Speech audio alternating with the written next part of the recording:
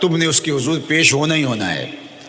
اس کے حضور جانے سے تم بچ نہیں پاؤ گے، چھٹکارا نہیں، رستگاری نہیں. ایک ایک عمل کا تمہیں حساب دینا ہوگا، ایک ایک حرکت اور ایک ایک سکنت تمہاری تشت ازبام ہوگی. تمہارا پوشیدہ اور مخفی عمل قیامت کے دن سامنے آ جائے گا. اللہ اکبر. یہ قرآن ہے، یہ کوئی فرضی کہانی نہیں ہے. انہ لقول فصل وما هو بالہزل. فرمایا یہ قول فیصل ہے، یہ طے شدہ حقیقت ہے، یہ امر واقعی ہے. یہ کوئی مذاق نہیں ہے کہ یوں ہی کوئی کہانی بیان کر رہا ہے. یہ سب کچھ ہونے والا ہے، یہ اپنی آنکھوں سے تم دیکھو گے. آج انکار کرو یا اقرار کرو، تمہیں کھلا موقع دیا ہے. حتیٰ کہ تم کافر بن کے زندگی گزارنا چاہو، نمرود بن کے جینا چاہو، فرعون بن کے جینا چاہو، حامان بن کے جینا چاہو، ہم تجھے دنیا پہ موقع دیں گے. لیکن یہ نہیں ہے کہ جب زندگی کی بساط لپیٹے گی پھر کام ختم ہو جائے گا. نہیں، یہ تمہیں ہمیں فرصت دی ہے، پھر ہم نے تم سے حساب لینا ہے. ایک ایک عمل تمہارے سامنے آئے گا. اللہ اکبر. ذرا غور کیجئے. فآمنوا باللہ، تو بہتر ہے کہ اللہ پر ایمان لاؤ. اس کے حضور تو تم نے آنا ہی آنا ہے. بہتر نہیں ہے کہ جیتے جی آ جاؤ، پھر لوگ تجھے اٹھا کے لائیں گے. اچھا نہیں ہے کہ اپنے قدموں سے چل کے آ جاؤ. کی آنکھ سن لوک یعقوب تینوں جدوں ٹر پہ ہوں سر منہ کج کے تو. پھر جو کفن کی تنیوں میں لپیٹ کر کے تجھے لے کر کے جایا جائے گا، تو اچھا نہیں ہے کہ اپنے قدموں سے خود چل کے مالک کی دہلیز پہ چلے جاؤ. ایک حدیث میں آتا ہے کہ اللہ بندے کو اپنے سامنے سے ہٹنے نہیں دے گا جب تک اس سے 4 سوال نہیں کر لے گا. آپ دیکھیے، میں دیکھوں کیا ہم ان سوالوں کے جواب دینے کے لیے اپنے آپ کو تیار کر رہے ہیں. پہلی چیز، اللہ پوچھے گا عمر کہاں گزاری. دوسرا سوال، اللہ تعالیٰ علم کے بارے میں پوچھے گا. جو پڑھا تھا بتا، عمل کہاں تک کیا. خلوت، جلوت، زندگی، شام و سحر تیرے اس سیکھے ہوئے علم کی مطابقت میں تھے، یا علم عزت دولت کمانے کے لیے پڑھا تھا. تیسری بات، اللہ پوچھے گا مال کمایا کیسے، اور مجھے بتا مال خرچ کہاں کیا. آج لوگ نیب سے ڈرتے ہیں کہ ہم سے پوچھ نہ لیا جائے کہ یہ آیا کہاں سے. منی ٹریل پیش کرو، یہاں ہم بچ جائیں گے. کوئی مکر، کوئی دھندا، کوئی فریب چل جائے گا، کوئی پریشر، کوئی افرادی قوت، کوئی سیاسی اثر و رسوخ، کوئی رشوت، کوئی سفارش، کچھ نہ کچھ تو راستہ نکل ہی آئے گا. اور آج کی دنیا میں صرف یہی پوچھا جاتا ہے کمایا کہاں سے. یہ نہیں پوچھا جاتا خرچ کہاں کیا. جیسے چاہو خرچ کرو، لیکن وہاں سوال ہوگا وفیما انفقہ، خرچ کہاں کیا.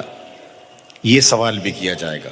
وعن جسم ہی فیما ابلاہ، اور جسم کے بارے میں پوچھا جائے گا، اس جسم کو دی ہوئی توانائیوں کو خرچ کہاں کیا. بعض روایت میں ان شباب ہی فیما ابلاہ، جوانی کے بارے میں پوچھا جائے گا، تیری جوانی کے خوبصورت دن کہاں گزرے. مجنو بن کے چوکوں میں کھڑا تو نہیں رہا، پارکوں کے گرد پروانوں کی طرح گھومتا تو نہیں رہا، تیری نظر بدکاریاں تو نہیں کرتی رہی، اپنی خواہشات کا غلام بن کے زندگی تو نہیں گزاری، تیری ساری رات 4 انچ کی سکرین کے اوپر بدکاریاں کرتے بسر تو نہیں ہوئی. پوچھا جائے گا بتا جوانی کہاں گزری. جوانی مستانی ہے یہ کہہ کر کے تو نے ہر ضابطے سے چھٹی تو نہیں کر لی تھی، یا جوانی کے تقدس کو تو نے محفوظ کیا اور راتوں کی تنہائیوں میں اللہ کے حضور سجدہ ریزی کرتا رہا. میرے اور آپ کے آقا و مولا نے فرمایا جو جوان جوانی میں توبہ کرے وہ اللہ کو محبوب ہے. اللہ اکبر. اور اللہ جن 7 لوگوں پر اپنے عرش کا سایہ کرے گا ان میں سے ایک شخص کا ذکر کرتے ہوئے فرمایا وَشَابٌ نَشَأَ فِي عِبَادَةِ اللَّهِ، وہ جوان جس کی جوانی اللہ کی عبادت میں گزری. قیامت کے دن جب کوئی سایہ نہیں ہوگا اللہ اسے اپنے عرش کا ٹھنڈا سایہ عطا فرمائے گا. میرے مخاطبین جو اس وقت میرے سامنے موجود ہیں بالمشافہ، اور پوری دنیا کے اندر جو اس وقت مجھے دیکھ رہے ہیں، ان میں زیادہ تر تعداد نوجوانوں کی ہے. تو میں آپ سب سے مخاطب ہوں اور آپ کو کہتا ہوں کہ یہ جوانی دوبارہ نہیں ملنی. بندہ کہتا ہے بڑھاپا آئے گا دیکھ لیں گے. جس طرح ہر چیز کا سرور جوانی میں ہوتا ہے، ہر چیز کا لطف بندہ کہتا ہے جوانی میں ہے، سجدوں کا جو لطف جوانی میں ہے وہ کسی اور زمانے میں نہیں ہے. اپنی پیشانی کو سجدوں سے آشنا کرو، اپنی جوانی کو مثل سحر بے داغ رکھنا، اپنے شباب کو الجھنے نہ دینا، اپنے شباب کے تقدس کو پامال نہ ہونے دینا۔ اس کائنات کا بہترین چہرہ وہی ہے جو جنسی کالک سے محفوظ ہے۔ اپنے تقدس کو مجروح نہ ہونے دینا۔ تمہاری زندگی شبنم سے پاکیزہ تر رہے، سحر سے پاکیزہ تر رہے۔ تمہاری جوانی اتنی خوبصورت ہو کہ محمد عربی کو رشک آئے تمہاری جوانی پر۔ اپنی جوانی کو آوارگی میں بسر نہ کرنا، اپنی اس جوانی کو دین کے لیے وقف کرنا۔ سحری کے سجدوں میں آنسو بہا کر کے جوانی کا لطف کشید کرنا۔ جوانی کا لطف اور مزہ رب کے ساتھ محبت اور رب کے ساتھ عشق کرنے میں ہے۔ جوانی کے اندر دل کی بے تابیاں، دل کی بے چینیاں اور دل کی بے قراریاں ذرا مسلح پہ لے کے آؤ۔